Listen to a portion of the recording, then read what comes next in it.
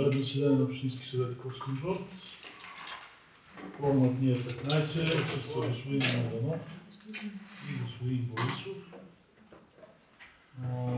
Както знаете, има изменения в ЗМСМА и ние сме длъжни да ги отразим в нашия правилник и в нашите последващи действия, който за дневен ред е в две точки, в три точки, извинявайте.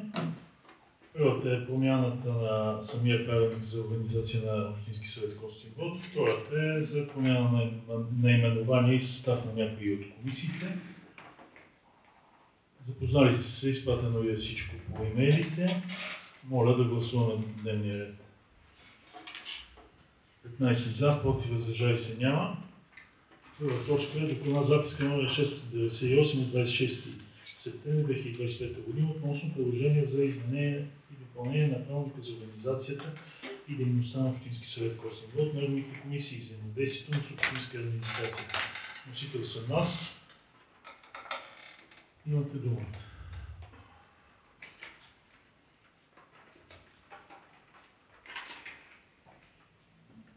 Ако нямате други предложения,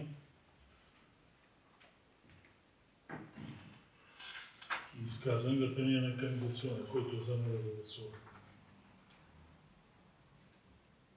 15 за, против, въздържали се няма. Втора точка, това е доклад на записка номер 699 от 26 септември 2025 година относно промяна на наименованието и състава на съответните постоянни комисии на Общински съвет Костинброд. Вносител съм аз.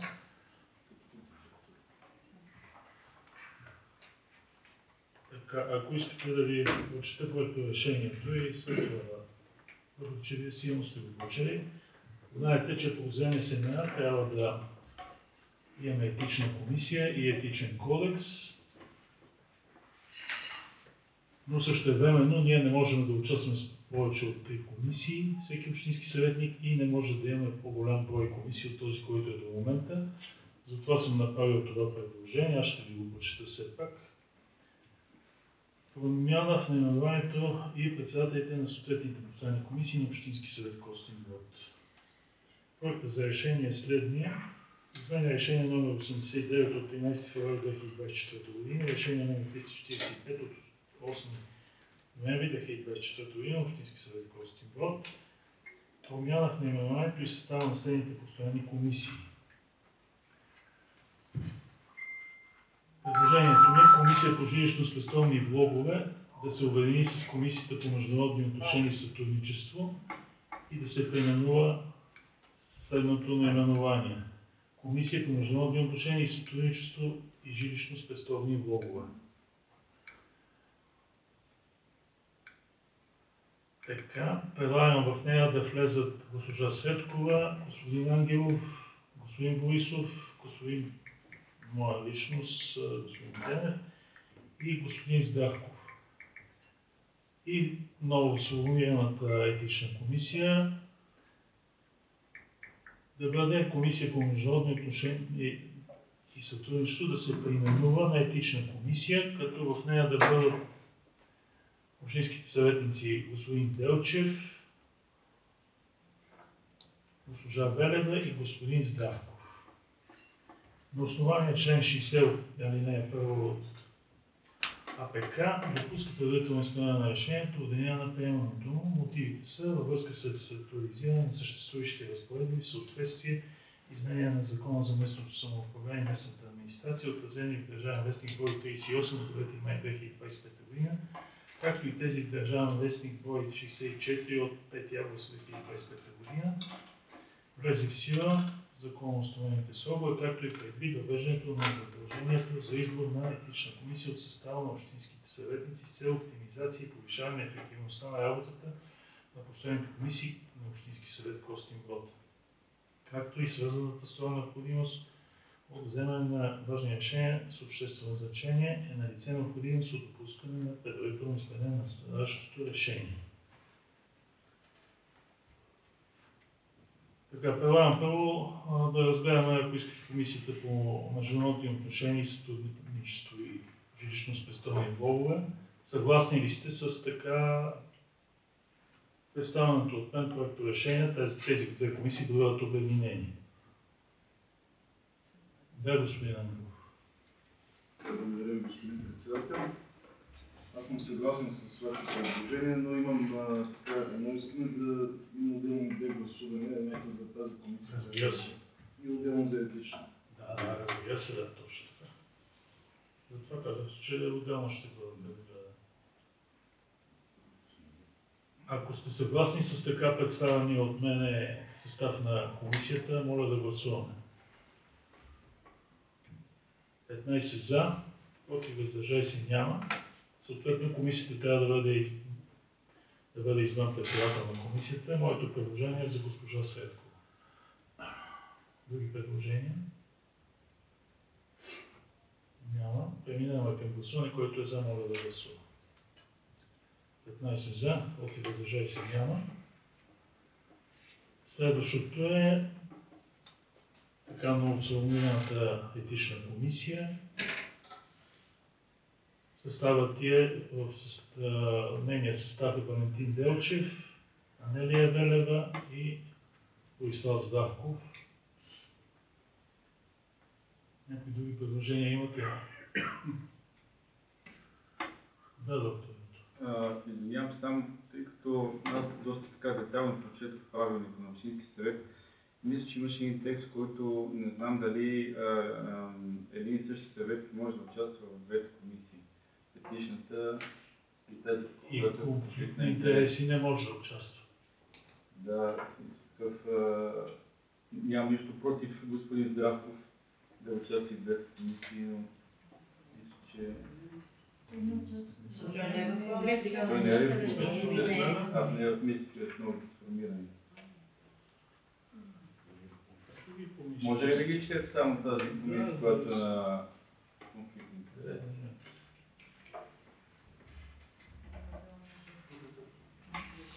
Госпожа Михайлова, господин Борисов, Атанас Тенев, госпожа Станкова и госпожа Велимирова.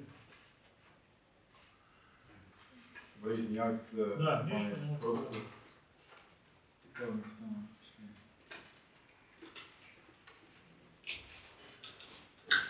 Други предложения някакви?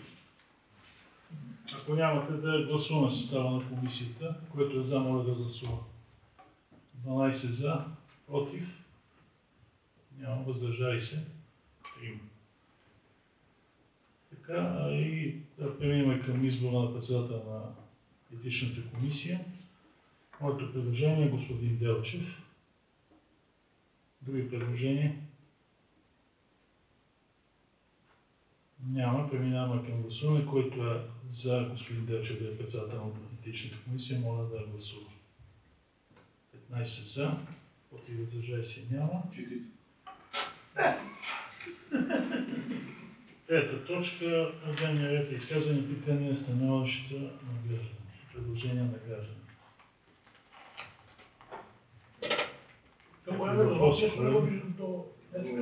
Да, доктор, благодаря, доктор Тенев, за дадената дума. Имам един единствен въпрос към господин Младенов.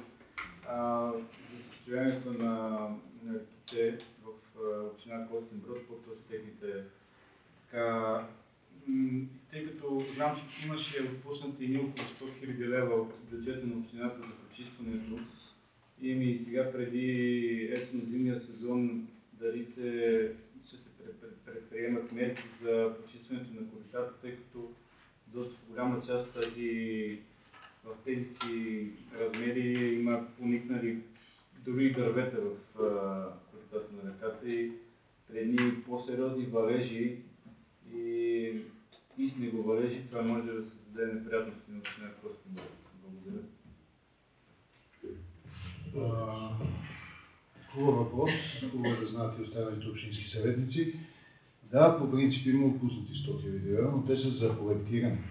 Те са за проектиране и то е в рамките на Блато и Девица в границите на регулацията на град Костинброд, което не е малко. Това е бившият воден цикъл, който беше направен едно време. С една основна цел, когато излезнат съответните програми по околна среда, защото тук става дума за стотици хиляди, може би милиони, ако трябва да се почистят реките. Както трябва, то има и габиони, и израснали дървета и така нататък. Всичкото това нещо общината с бюджета и няма как да се справи. Тъй, че да, средствата са 100 000, но те са за проектиране, за корекция и почистване на речните корита на двете реки и здрави живот. Проектът скоро трябва да бъде готов, съответно и съгласуван и да чакаме, дай Боже, да има формати за държавно и европейско финансиране. Средствата, които има община Костинброд, може да почисти и по принцип го прави. Така виждате, примерно, бага Метилярц, която е към Букет, която изчистихме, но абсолютно за цялостно, защото да, проводимостта на коридата ние сме ги огледали. Да, има много дървета, има храсти и така нататък. Става дума за много средства. Надяваме се сега с новата техника, която ще закупиме, това ще е долу допълнителна техника. Такива шредери за резането на дърветата. Даже господин Мариан Младенов гледахме формат за наемане на една техника, която изкоренява дърветата и ги вкарва в шредера, но с допълнителна техника, която вземе към предприятието, да тук-там, ако се наложи нещо, евентуално аварийно. Но да, реките са в това състояние. Само преди 3 години ги чистих в Шириковци и Масово. Виждате колко бързо природата взима своето. Само да знаят общинските съветници, от реката Драговищица, през река Крива в Горяновци, през река Сливнишка и коя беше другата в Петърч? Блато. За всички имаме изготвени проекти, КСС-та, част от тях са вкарани в Междуведомствената комисия за бедствия и аварии и сме на стендбай за съответно финансиране. Но ако тръгнем да чистиме в момента, считам, че средствата, които трябва да даде общината, са главоломни, а не случайно вие видяхте и миналата седмица, трябваше да прекрояваме целия бюджет. И то за едни 300 000 лева прекроявахме целия бюджет. Даже тогава аз това споменах, че може да не дойде на заседанието, защото бях в МРРБ. За момента следим, виждаме ако има някъде заприщане или подприщане или нещо друго, ще правиме чрезвичайно, но за момента такива средства последното 3 месече преди новата година няма. Казвам го, подготвили сме абсолютно всичко, където може да вземем пари от държавата или от Европа. Благодаря, господин Младенов. Господин Ангел. Благодаря ви, господин председател. Питането ми е към господин Младенов. Може би съм пропуснал, многократно сте давали информация за ремонта по Славянска и по Обединена, но ми направи впечатление, че има един участък, който между двете не е ремонтиран. Може би сте казвали друг път, което е сградата на общината, посока Шириковци и Масово, дали ще бъде ремонтиран този участък, предвиден да е. И другия ми въпрос е свързан с един така наболял проблем в село Драговищица, касаещ преминаването на автомобили петък и недели, които заобикалят трафика по Румския път. Питането ми е дали се предвижда общината да постави пътни знаци или поне маркировка на главната улица, защото наистина има голям проблем. И лошото е, че хората на село си мислят, че като карат по главната улица, първа, че с предимство. Всъщност всеки дясно стояше с предимство и ще стане наистина някой голям проблем. Виждам вече поне 2-3 души познавам, които на приложението Waze отбелязват, че има камера петък или в неделя, за да не влязат в къщата, защото има луди, които изпреварват с заводите или изпреварват колоните. Така че и българи изобретатели не виждаш как има ефект. Нещата, примерно от центъра, отбелязва някакви и цялата колона спира и почва да върви бавно. Но маркировки няма и пътни знаци няма и е проблем наистина, затова молбата ми на тези два въпроса ви говоря. Ще ви ги кажа, защото отново казвам, вие трябва да сте запознати за всичките неща. Тези 200 линейни метра логично е, че ни бъркат на всички в средата, защото наистина са 200 линейни метра. 200 линейни метра от над 6 км главна пътна артерия. Още едно време, когато ги проектирахме, правейки един участък, който е от центъра на селото Костинброд до Кръговото, следващия участък от Кръговото до Малко след общината, следващия тия 200 метра ги вързахме с целият локал на Славянска. Целият локал на Славянска, защото и локалът е в безобразно състояние. Това е един локал, който трябва да се прави, и другия, който е на Ломско шосе. В крайна сметка въпреки, че това е главна пътна артерия Ломско шосе, локалите си на общината. И те останаха тези 200 линейни метра с целият локал. След това изпроектирахме и останалата част, която е реално до Букет. Де факто ние успяхме да реализираме 3 от 4 участъка. 3 от 4. Този участък, 200 линейни метра, плюс целият локал на Славянска, сме го вкарали за финансиране в определените министерства. Дай Боже да се случи. Абсурдното е, аз не знам, споменава ли съм ви, най-абсурдното е, ако получим средствата за финансиране, преди да ни отпуснат средствата за водопровод. Изключително важен водопровод, който трябва да докараме отзад линията. Де факто сега в момента вече водопроводът на Кока-Кола от Софийската вода е почти готов. Видяли сте на Вулуя, дори ако минавате покрай Кока-Кола, сините тръби, които са, това ще докара 40 литра вода от София, 30 за Кока-Кола, 10 за нас. И там ще освободи допълнително водно количество и от водопроводът, който от Опицват. Този водопровод, който през годините даваше изключително много аварии, ВиК си го оправих. И взимайки водата, която от Опицват плюс 10 литра за секунда, ние вече изпроектирахме един нов водопровод, който да мине по ЧП линията, да дойде в централна градска част, оттам минавайки по улица, където е пазара, Раковска, по улица Раковска и по Христо Ботев, да захраним развиващата се промишлена зона в центъра, да минем по целият локал, оттам да захраним всички предприятия, включително и апарт хотел, защото там са 210 апартамента и това беше много предложението на ВиК за изграждането на водопровода. Оттам да стигнем до кръговото на кръстопътя и да подпремем водопровода за промишлената зона. Имаме и този проект. Сега най-абсурдното е, не че ще върнем парите, ако ни дадат първо за асфалтирането на този участък от 200 линейни метра, защото наистина много често се налага да обясняваме защо не направихме само тези 200 метра с двата тротуара, нали, като цяло. И целият локал, който нали, мечтата ни е да имаме и БЛР, която да вържеме, можем да си маркираме пътя надолу. Той в крайна сметка с държавно финансиране не е с европейско, тъй че можем да направим БЛР, посока Шириковци и Маслово. Тъй, че затова остана този участък. Този участък е вързан с локала, вкаране за финансиране. Жалкото е, че онзи ден в МРРБ, и ви го казвам, бяхме при заместник министърката на МРРБ, казаха, че в момента абсолютен приоритет в държавата са първо водопроводите.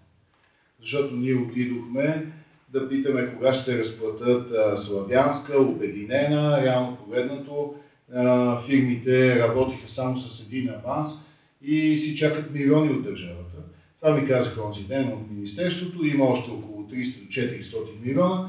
Приоритет в държавата е проектите за водопровод. Да се надяваме това, че проекта ни за водопровод, за локала и за другите неща ще мине. За Драговищица, за съответния казус ще помога полицайите да ми напишат предписание от това, което вие казвате, защото максимално скоростно миналата седмица на локала на Ломско шосе, този локал, който към поликлиниката и от към спортните плеера, трябваше да слагаме много бързо изкуствени неравности, защото навсякъде хората вече се изхитриха. И давам конкретен пример в другата пък посока, като се отива за София, вече взима от локал и оттам газ. И сложихме изкуствени неравности. Още след тази среща веднага ще ги помоля полицайите да ми напишат за увеличение пътен трафик. Не, че ние не можем да ги хванем от камера. Можем да ги хванем, но да си имаме основанието. На този етап, ако трябваше да слагаме знаци стоп, или ще помогнем полицайите задължително, отново казвам, веднага след нашата среща, да има патрулка, това е в уикенди. Да, петък и неделя, задължително. Но вече имаме избран изпълнител за водопровода на Драговищица. Това, което остана от водния цикъл, защото знаете всички ни ядат за водния цикъл. Имаме избран и това означава, аз гледам към господин Иванов, ще разкопаеме гладния път. И то сериозно. Ще го разкопаем, за да може да направим водопроводът, който е, и след това вече да играем и да направим и довеждащия за Горяновци. Те са заложени по приложение 3, уж с това финансиране, което има общината до 15 милиона като малка община. Тъй, че чака ни първо разкопаване, след това сме отделили средства, това беше от бюджета, има ги отделените средства на Евгения, има и спроектирана главната улица. Аз пак поглеждам към тебе, има и спроектирана главната улица и на втори етап тези улици, които вече мина воденци. Защото трябва да пуснем и за асфалтиране.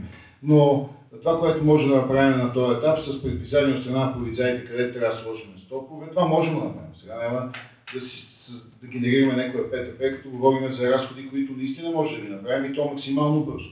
Така както служихме изкуствени пешеходни пътеки на локала. Ще говоря с тях да наблюдават и пътния трафик петък и неделя, но дай Боже да чукнем на дърво, ще чакаме финансиране за да довършим водопровода на Дърговищица и здрави живот. След това вече имаме готов проект за асфалтиране на главната улица. Във връзка с маркировката, за която споменахте. Това мога да ви кажа. Това са нещата, това са проектите. Сега ще чакаме, ще видим как се развият нещата, защото в крайна сметка, аз май го споменах, това когато Общинския съвет спря за скоростния влак. Спомняте, тук имаше един възмутен човек и така нататък. Значи, за един ден трябваше да мина през 3 министерства за 100 000 лева за проектиране.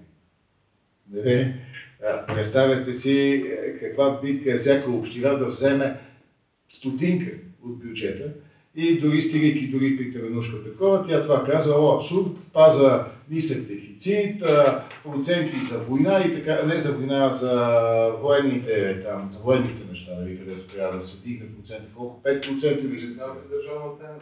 Не, казвам, че тя каза, ще трябва да се дигне процентът за военните неща. Там 3, 5, не знам колко, тя това каза, 3% трябва да се дигне, затова и държим и не разплаща никой. И това ви го казвам и благодаря тогава на Общинския съвет, защото вие взете много важно решение.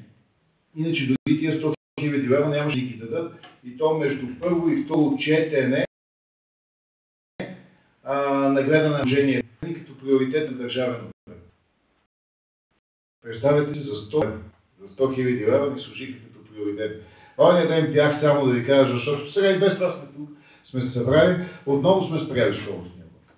Ама не съм ви ги вкарвал нещата да ги гледате. И то за една основна цел, че правейки надове за тук при животновъдният пазар, ограничавайки колите от двете страни да не могат да излизат от имотите си, направи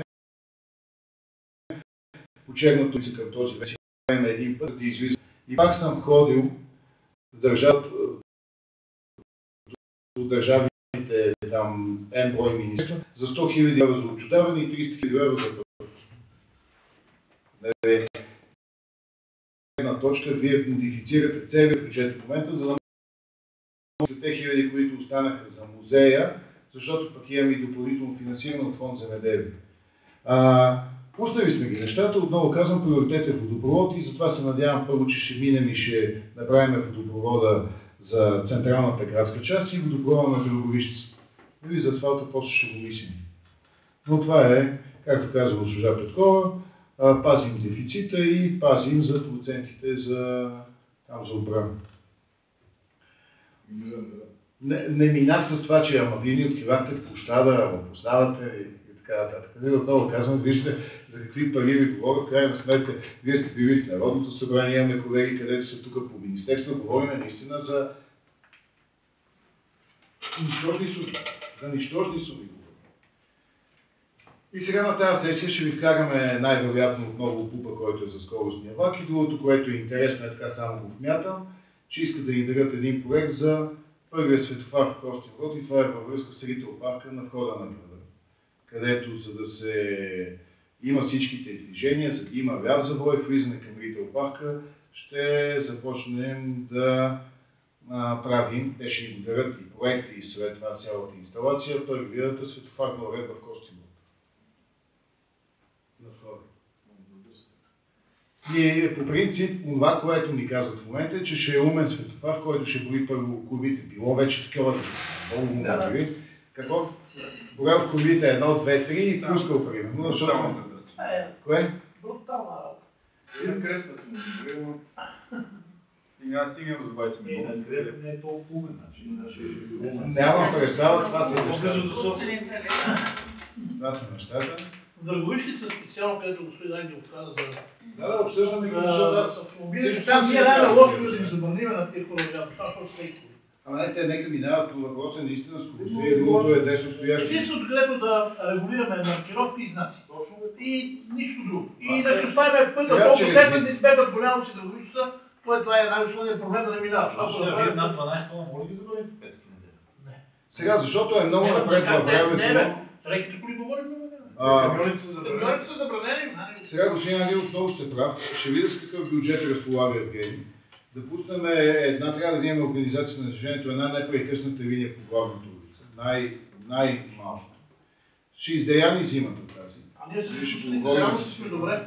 Между другото, Ама една непрекъсната трябва. има страшно много оплаквания в първи район. Същия проблем има с тези уейсти на навигациите ги прекара хората по Кестрино Богородица. Да, оттам ги прекарва също. Да. И оттам се обикам и ще хората всеки ден, като ме виждат на Александър Стамболийски, не мога, аз не мога пеша да минеш. Петки само там. Те там по Сега Александър Стамбовийски, за да ги знаете нещата, Александър Стамбовийски от фитнеса до пете ключета сме го вкарали по фонд земеделие. В тази сума, която всяка община, дай Боже да има гарантирани суми там до 3 милиона. И ако имаме одобрението, а то ще го имаме за Александър Стамбовийски асфалт и двата тротуара, защото това пак е главна пътна артерия, за другата година ще смятаме, няма какво да разчитаме на ВиК, още не са пуснали воден цикъл на Шийковци и Масово. Нека около 300 хиляди ще излезне подмяната на водопровод, защото много гърми, и да направим и тази пътна артерия с тротуари и всичко останало. Даже и в момента има Май нямаше. Не може да разчитаме на ВиК. Защото да видим, като знаем, че ще има финансиране от фонда за тротуари, фар и асфалт, ще отделим и тогава да направим поне и локала на Ломко шосе, защото пък там духите са безобразни. Видяхте една катастрофа, която беше там. Бяха бутнали една жена с количка, всичките пък автомобили посока Монтана минаха през локала. И там има 2-3 дупки много големи пак от ВиК аварии и ставаше задръстване жестоко.